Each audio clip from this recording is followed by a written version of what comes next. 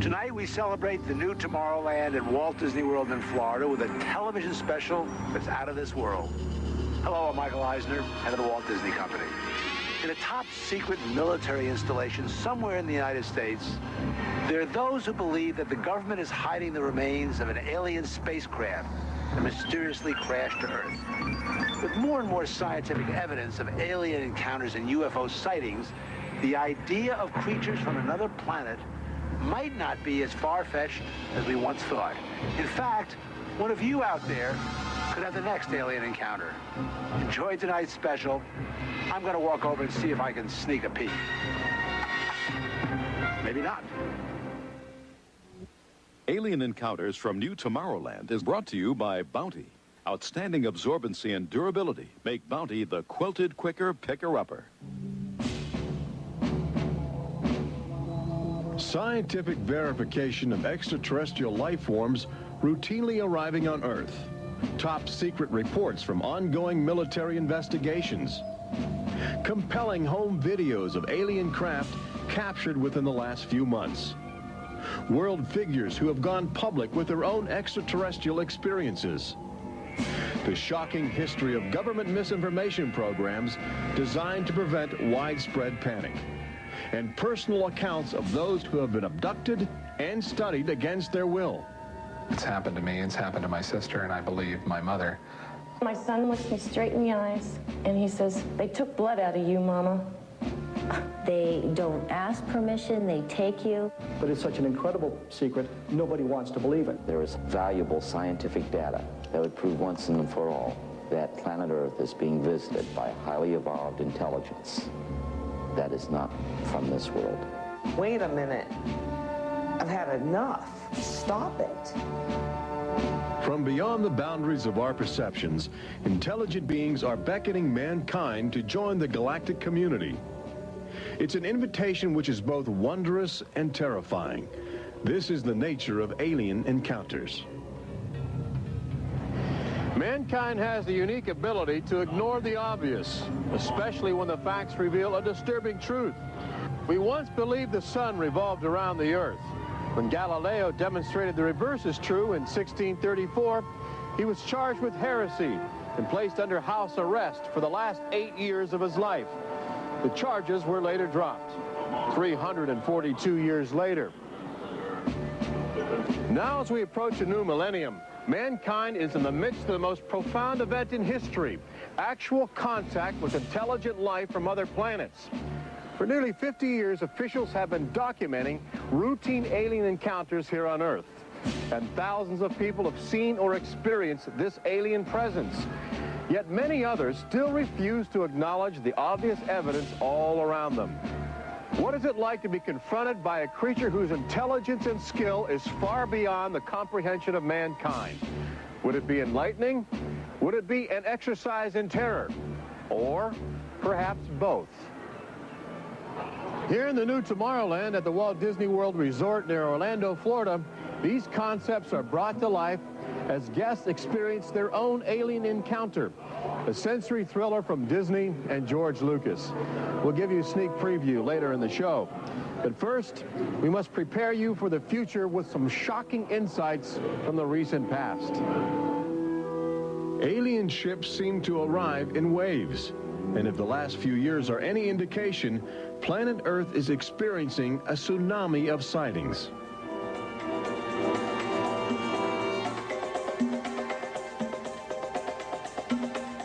Mexico City, 1992.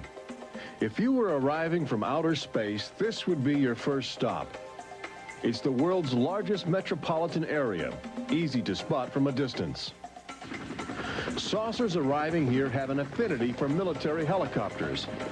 This one was caught stalking a squadron during a national holiday celebration. Dozens of people videotaped the craft.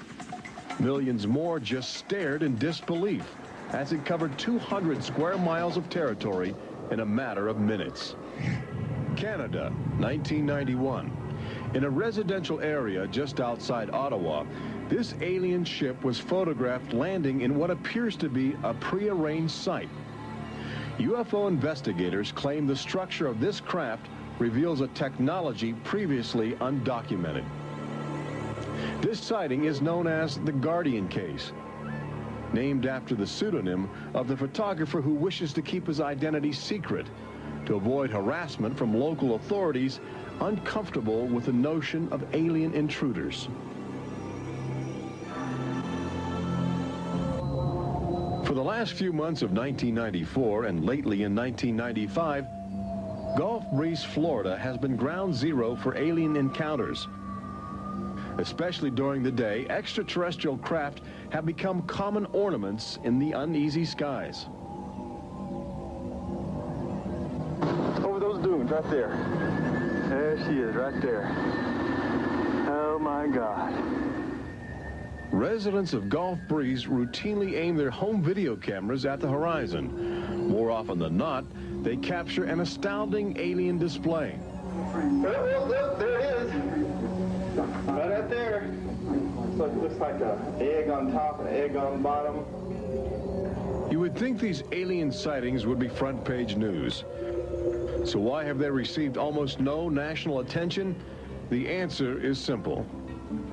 For governments determined to maintain their authority, extraterrestrial contact is pure dynamite. There's beings from another planet. We don't know where they come from. We don't know what they're doing here. There's nothing we can do about it. Meet Captain Kevin Randall, retired Air Force intelligence officer, now a top investigator of alien encounters. Anytime a technologically superior civilization comes in contact with a technologically inferior civilization, the technologically inferior civilization ceases to exist. Not necessarily through conquest, not necessarily through invasion, but because the technology changes the underlying social structures of that civilization and it disintegrates. Those fears are reflected in a 1960 federally funded study by the Brookings Institution, which warned that public knowledge of alien life could cause civilization to collapse. So they began a policy of covering up and hiding the information, but they also began a policy of ridiculing, so that people who really see something are afraid to come forward. This isn't right to do the ridicule. I mean, a lot of people suffer. Retired Army officer Clifford Stone certainly suffered after he began private research into the UFO phenomena while still in the service. Well, I was given a lawful order while I was in the military to back off. I refused that lawful order. That resulted in me having to go to be psychoanalyzed, which kind of backfired on my command.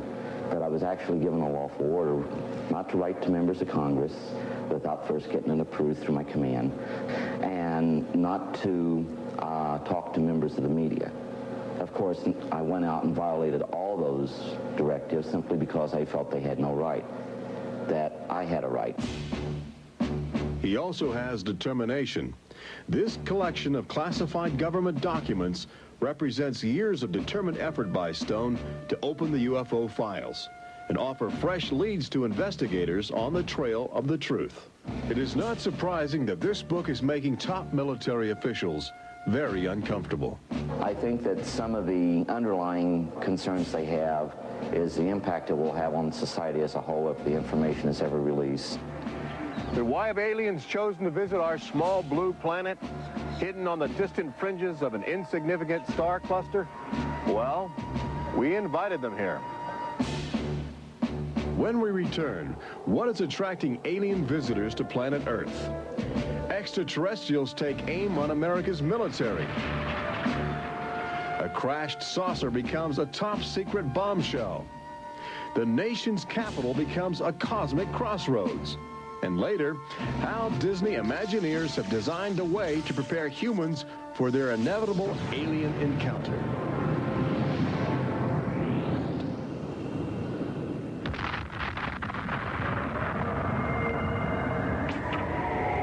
And I looked, and behold, a whirlwind came out of the north, and a fire enfolding itself, and the brightness was about it.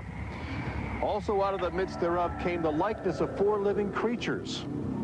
And when the living creatures went, the wheels went by them. And when the living creatures were lifted up from the earth, the wheels were lifted up. For the spirit of the living creature was in the wheels. Ezekiel chapter 1. There have been reports of alien encounters throughout recorded history, often buried in the obscure poetry of mystics. But since the end of World War II, alien encounters have adopted a darker, more menacing demeanor. No longer just spirited lights dancing in the sky, UFOs turn more brazen, announcing themselves with surprising ferocity. Most alien activity on Earth in this century seems to have been sparked by the single most profound technological achievement in human history.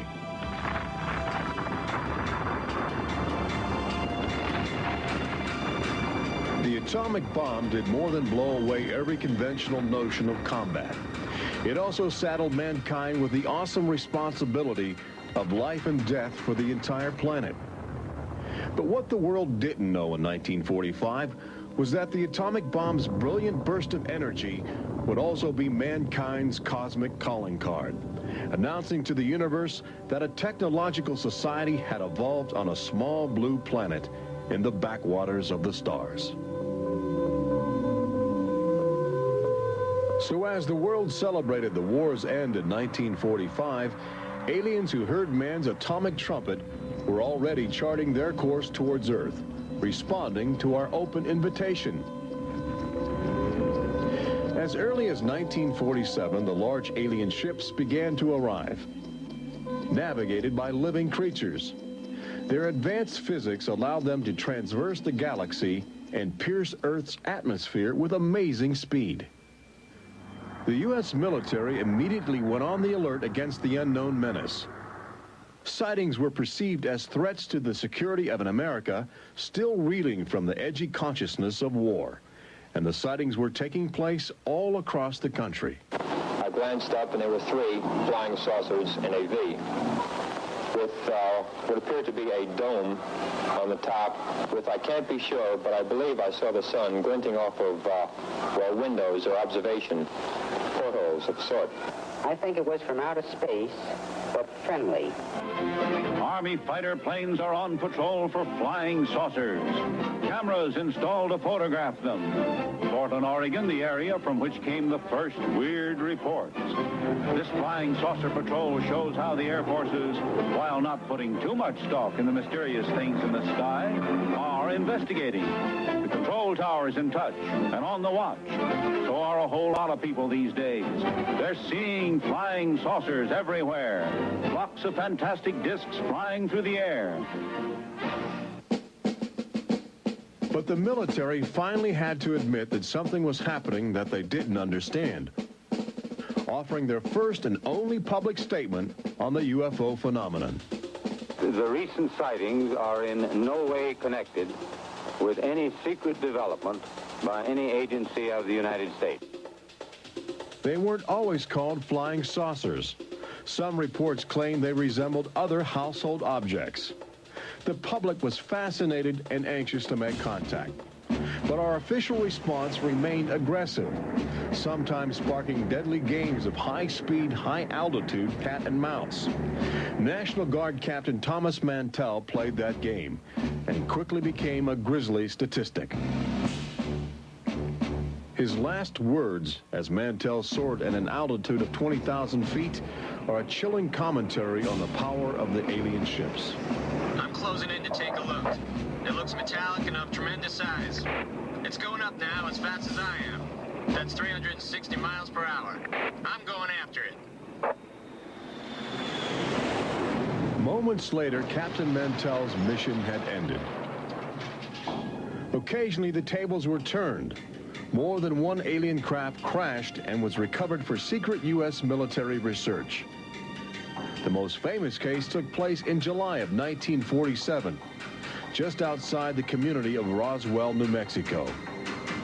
Famous because local officials openly admitted they had retrieved an alien ship before their commanders instructed them to keep the story confidential. What you can't explain, they reasoned, you must deny. July of 1947, the Army Air Forces at Roswell announced we had captured a flying saucer. You can say our government announced in July of 1947 they had a flying saucer. 3 hours later, They announced, no, it's merely a weather balloon. The officers at Roswell made a mistake. But our government has come forward and said, yes, we had a flying saucer. Then they took it back. Any one of your viewers can go back to the newspapers on July 8th, July 9th of 1947, and just front page headline after headline that the government had captured a flying saucer. Don Schmidt from the Center for UFO Studies in Chicago is convinced that the Roswell case is the linchpin in America's ongoing alien cover-up. We have over 550 witnesses. They were there. They handled the debris. They saw the craft. They saw the bodies. They handled the crew members of that craft. And invariably, they all say, this was not from this earth. This is the actual site where the Roswell saucer was discovered, along with the bodies of 3 extraterrestrial missionaries who didn't survive the collision. The debris and the dead were impounded and taken away for top-secret study, while a classified investigative committee called the Majestic 12 was organized by President Truman. And a government cover-up was initiated with a calculated disinformation campaign. The military, I know for a fact, has established what's called disinformation programs, officially sanctioned deception programs. This is covered by a regulation at Department of Defense level that's secret. This is the case with the unidentified flying objects. I cannot say that the Roswell incident was a cover-up, but I can certainly say that the government back then and today acted like it was a cover-up and has been subject to being accused of a cover-up. The flying saucer debris at Roswell was attributed to a downed weather balloon. There was no explanation for the alien body parts among the wreckage. Before long, other sightings were dismissed as optical illusions caused by electrified swamp gas, with elaborate demonstrations staged for newsreel cameras to back up the claim. But while the Pentagon refused to publicly admit aliens had arrived on Earth, their top-secret internal memos told a different story, even detailing the various ships and the creatures they had autopsied. Meanwhile, the American people fell in love with flying saucers, sensing something playful in their alien design. Before long, even the military seemed to fall under the trance of the UFOs.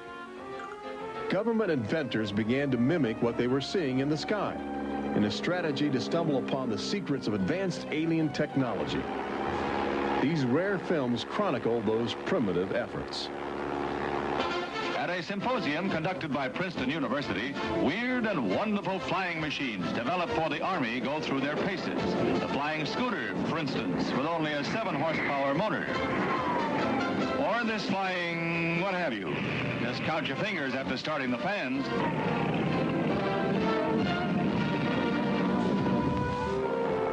The naive attempts to copy the saucers began to look foolish, especially in July of 1952, when real alien ships were routinely buzzing over Washington, D.C., leading fighter pilots on frustrated chases lasting as long as 6 hours. It was the first time since the War of 1812 that our nation's capital had been successfully invaded by a foreign power. By the early 1960s, UFOs were having a chilling effect on our defense operations. Their tremendous speed often caused them to be misidentified as incoming intercontinental ballistic missiles, putting American air bases on red alert. There needed to be some way for the U.S. and the Soviets to distinguish between nuclear attack and alien visitors. The weapon is installed in the Pentagon, but it's a weapon of peace. This is the teletype that will operate at the U.S. end of an open line to Moscow. This link, it is hoped, will help avoid misunderstandings that could possibly trigger a catastrophe.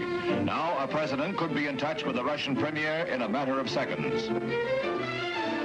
The hotline between Moscow and Washington was set up so they could go ahead and make last-minute pleas that we're not attacking you and you're not attacking us.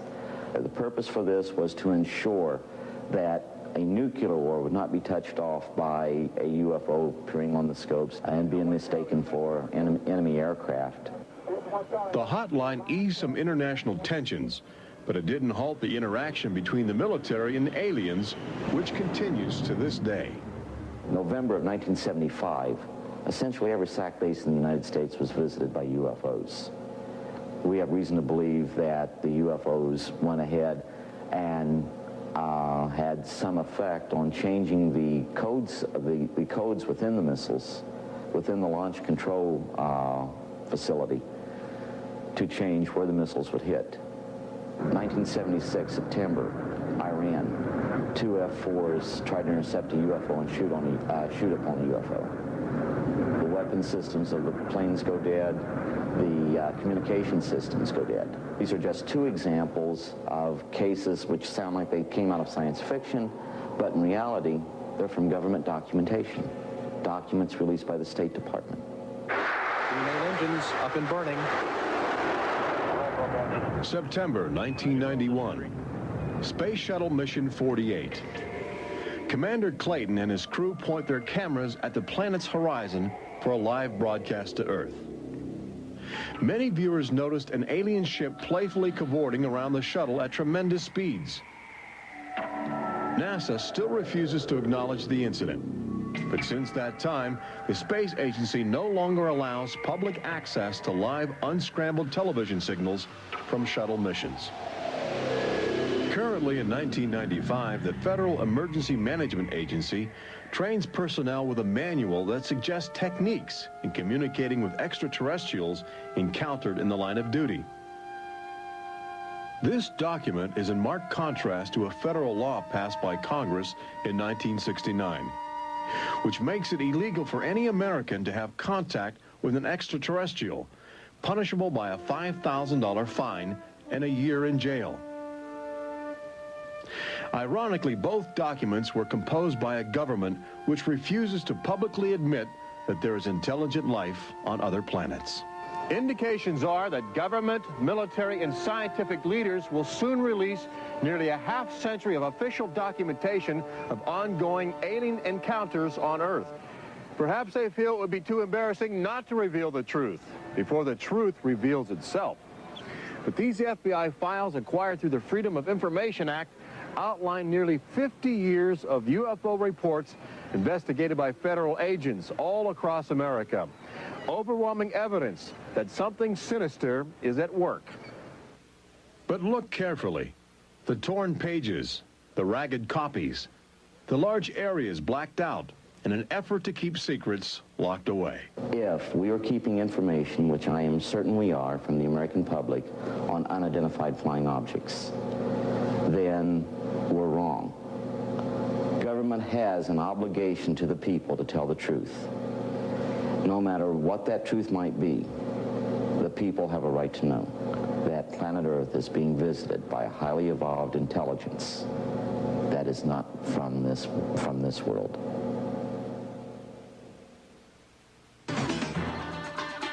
When we return, meet the people who have already experienced disturbing contact with creatures from another world. They don't ask permission, they take you.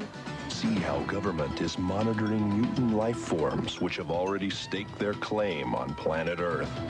And join Robert Urich on the fringes of the future in Walt Disney World's Magic Kingdom as Disney Imagineers prepare the public for their inevitable alien encounter.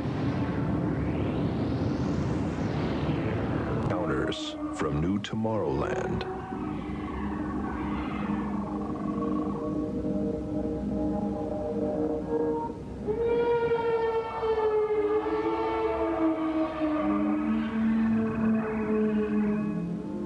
The fact is, everyone encounters alien life forms each day. We've just become accustomed to ignoring the evidence. We expect the first visitors from outer space to arrive in flying saucers. But there are new scientific suggestions that the microbiotic organisms which routinely invade human bodies in the form of viral disease may have extraterrestrial connections. These minute alien life forms may very well be the advanced invasion force, leading the way to test Earth's environment for more complex and determined creatures.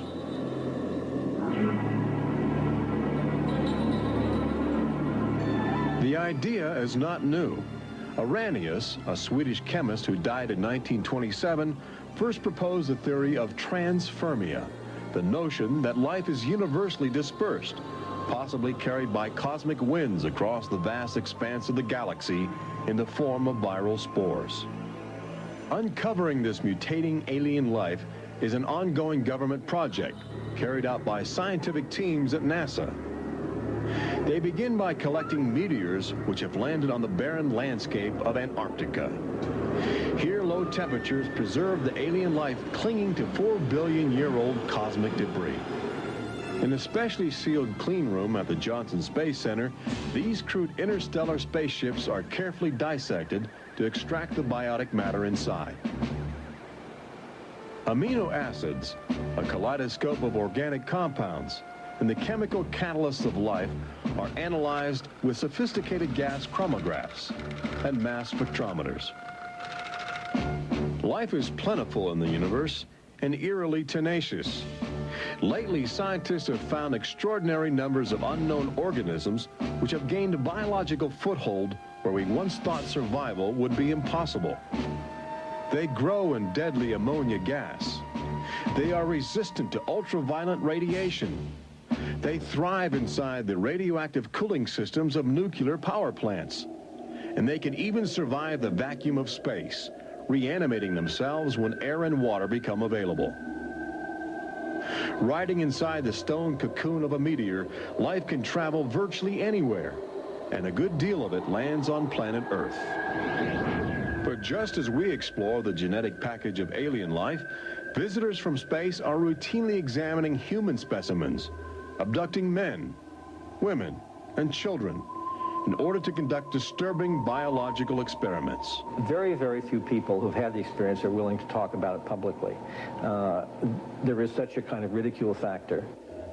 Bud Hopkins, researcher and author of the best-selling book Intruders, is America's leading investigator into the alien abduction phenomenon, and largely responsible for bringing the astonishing situation to the nation's attention. The most important thing about this, I think, in studying it, is to realize that there are very distinct patterns. This is not just a box full of crazy experiences which are mutually contradictory. The patterns start this way. People are abducted first in childhood. When I go back into my memory, I don't know a day without them. And they are then re-abducted over many, many, many years. When I saw this light on the freeway, my first reaction was, oh my God, not again. I grabbed the side of my bed like, no, you're not gonna get away with this. You're not gonna get away with it this time. Then I feel lifted off of the bed, and the next thing that I remember is being on a table or a bench and these beings surrounding me. Samples are taken from the skin, and there are very distinct scars that result from these biopsies, whatever we want to call them. I have a scar on my hand. It seems to be a triangle shape that's a half an inch by half an inch if you were to measure it. They were just red and blistery and kind of in a large equilateral triangle on each foot. The basic, most common mark is what we call a scoop mark. It's a circular depression, as if the aliens have used a little tool and removed a layer of cells. On my upper left inner thigh, I have two marks. There's a series of two. They're about 1/8 of an inch deep and about 1/4 inch in diameter that people call scoop marks, for lack of a better term. Often an object is inserted in the nostril or behind the eyeball or in the ear, which we believe to be implants. On my shin, between my ankle and my knee, were two puncture marks. In fact, I hesitate to call them that because they were larger and deeper. They were like two holes drilled vertically along my shin into my leg. And that frightened me deeply because I have no idea how those got there. I could only speculate as to why they were doing that, although I do know that, bone marrow contains genetic material, I mean blood. They're interested in who you are genetically. They seem to be desperate for our genetic material, our DNA, our particular genetic makeup, as if they have reached some point of, let's say, some point of no return in their evolutionary development, and they need to revivify themselves through something they can get from us, a more primitive and perhaps more robust species. People generally describe one particular type of figure as the basic alien type, which is a small figure, 3.5 to 4.5 feet tall, huge head, huge black eyes, hairless, grayish-white skin, just a tiny slit for a mouth that doesn't move, and so forth. I'd say that accounts for about 85% of the descriptions. There's some that are very, they talk about the reptilian being like sexually aggressive, and then there's some that look like praying mantis that are very mean and very violent. It is a violation of your body. It's a violation of your space. They don't ask permission. They take you. On this earth, when you are raped, when you are mugged, even if you don't see that person that is doing you bodily harm, you have somewhere to go. You can go to the police and at least give a report whether they do something or not. You have somewhere to go. But in this case, you have no one to talk to. You have no one to say, this has happened to me. I've been so violated. You don't even know. And you're not ready for this. My love life went to hell. My schooling went to hell. Everything went to hell. And it's terrifying. It's not fun. It ruins your life because you have nowhere to go. Twinkle, twinkle, little star, how I wonder what you are. Up above the world so high like a diamond in the sky. Makes me want to cry.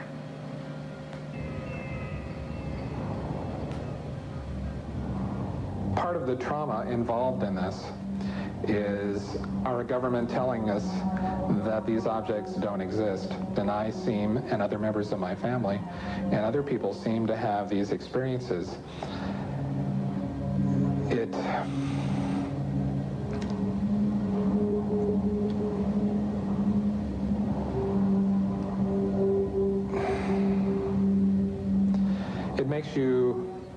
makes you doubt your sanity. The range of people who have had abductions around the world, because it is a global phenomenon, is just, it's a total range. I've worked with people who are of Oriental backgrounds, African-American background, Hispanics. I've worked with one NASA scientist, a research scientist, who is an abductee, a police lieutenant from the South, doctors, lawyers. I mean, I've had, incidentally, 7 psychiatrists come to me because of their own personal abduction experiences. The phenomenon affects people from all walks of life. And it has a dramatic effect on families. Debbie and Terry know firsthand. Both are ongoing abductees with deep concerns about the chilling connections between aliens and their children.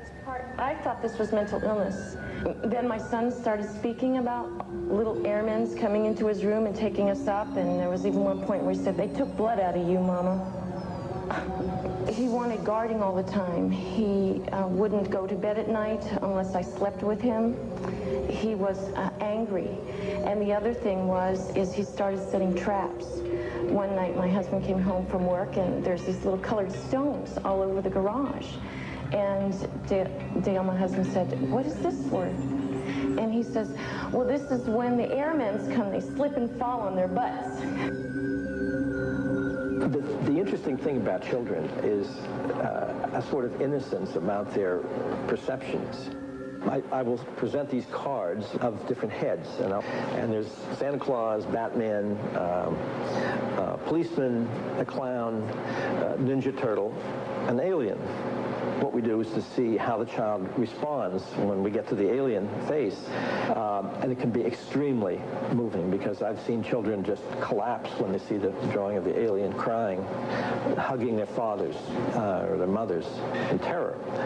Well, she was 4 years old, and she was past bedwetting and all of that behavior. She was beyond that, and she'd never wet her bed. And when we moved to Banning, she started having nightmares every night and wetting her bed. And a couple of weeks ago, she had a bunch of scratches on her face, and she didn't have them when she went to bed. I said, "What happened?" And it was funny. The only thing I could get out of her was that she asked me, "Do aliens hurt you?" And I went, "What?" And a woman told me, for instance, that her little girl, when she was first able to talk, would tell her about these nightmares of what she called the bugs coming in the room. And they were big bugs with big eyes. And again, there were some physical marks, all the surrounding evidence suggesting abductions. At one point, the mother, a few years later, was getting out of the car with her daughter at a shopping mall, and the Goodyear blimp was coming over. And the little child said, "Mommy, look, don't you remember when you and I were up in that thing with the bugs?" The last time I had a session, in that session I actually saw Lexi being escorted by two small grays. And it was very upsetting to me. I could not handle the fact that my daughter was being subjected to something that I had no control over. And when I think you have no control over something, that you're so helpless, it's like your child's drowning or something, and you can't save them. I feel like I'm going to go crazy because there isn't anything I could do for my son. I know. One of the most interesting things, too, from the child's point of view, has to do with the fact that communication is telepathic.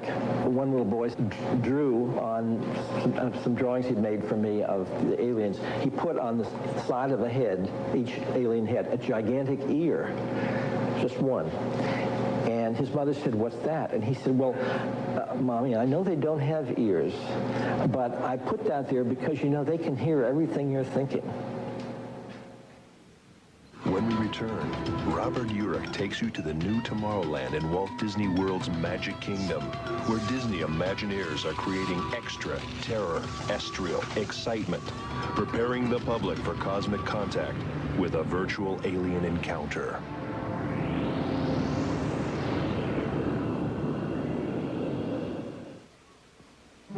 An official UFO sighting report, one of thousands compiled over the last few decades.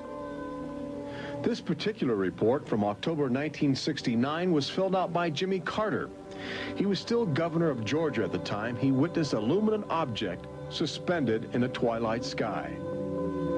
Later, when he assumed the office of President of the United States, his staff attempted to explore the availability of official investigations into alien contact. As this internal government memo illustrates, there are some security secrets outside the jurisdiction of the White House. We investigated lights in the sky for over 20 years. We didn't get anywhere. We have over 100,000 cases from over 160 countries in our files at the Center for UFO Studies in Chicago. When you actually take the time to look at the official record, look at the actual declassified, disclosed documents on the phenomena, and I'll guarantee you'll walk away saying, why weren't we told about this? And why were we told something else altogether? We've all been indoctrinated to have this knee-jerk response just to that term, UFO. We have to ask ourselves, who started it? And isn't it about time we go out and find out for ourselves? Every year, NASA routinely propels about 24 astronauts into a low Earth orbit aboard the space shuttle, a loud, lumbering, somewhat primitive rocket ship.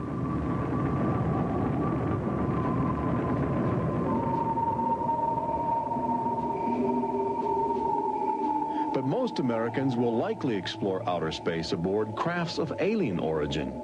Statistics indicate a greater probability that you will experience extraterrestrial contact in the next 5 years than the chances that you will win a state lottery. But how do you prepare for such an extraordinary event? Here in the new Tomorrowland at Disney World, scientists and Disney engineers have brought to life a possible scenario that helps acclimate the public to their inevitable alien encounter. Welcome to the new Tomorrowland Convention Center in the Magic Kingdom, where humans can enjoy their first taste of the future, as well as advanced extraterrestrial technology, and begin to understand the disturbing facets of alien intelligence. Access Technologies, an interplanetary manufacturing and marketing conglomerate, is one of the first alien firms to take advantage of this showcase facility in New Tomorrowland, introducing humans to technology which promises to seize the future.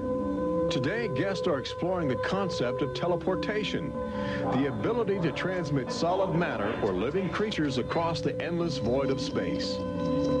Inside this chamber, at the extraterrestrial alien encounter attraction, cosmic representatives will demonstrate the secrets of a brave new world. Utilizing the ominous device, two very different life forms will make contact via the teleportation process. Unfortunately, high technology can backfire if operated by careless hands. As the seat restraints lock into place and the power generators are activated by anxious extraterrestrials, these happy humans are about to discover a disturbing truth. When science fiction becomes science fact, the results could be terrifying.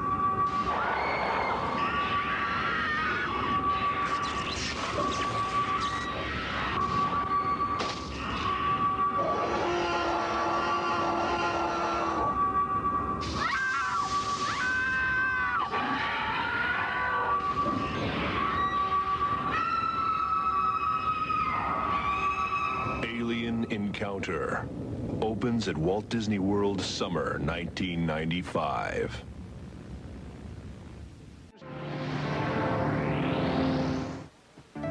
Planet Earth has always been a laboratory for alien life forms which can drop in from space or slowly mutate into bizarre fleshy organisms at our feet.